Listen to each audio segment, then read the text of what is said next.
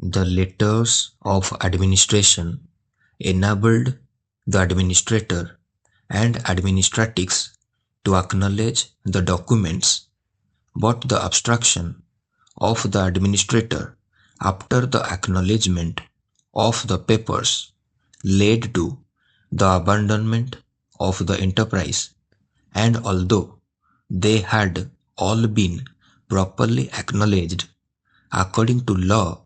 and were of advantage some time ago, yet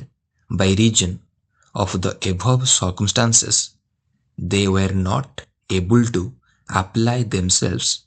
to the task and approve subsequent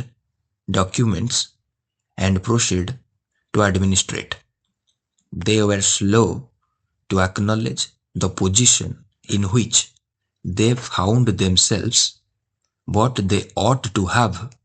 looked at the consequences in the beginning, as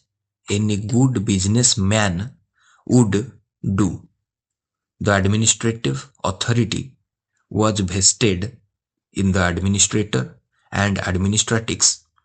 and when they wished to secure some agricultural land for the purpose of engaging in the business of agriculture, they inserted an advertisement in the paper to the effect that they would amalgamate their interests, but in the course of a few weeks they were altogether unprepared to carry out the amalgamation. This was antagonistic to the other side, and the matter was submitted to arbitration. But as they were unable to arbitrate, the appointment of a receiver followed. As he acted in an arbitrary manner and would not listen to anything applicable to the case, much antagonism followed on the part of the arbitrator, and the arbitrament was dropped. The archbishop was deeply interested in his work, and when the building of the church of the atonement was contemplated, he engaged an architect for the attainment of his object and examined many architectural designs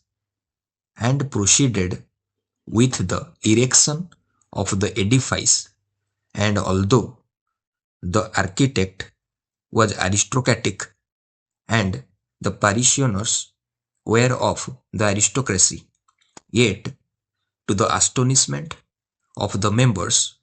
of the church, the expense was too great, and it was found necessary to make an assignment which certainly was not auspicious.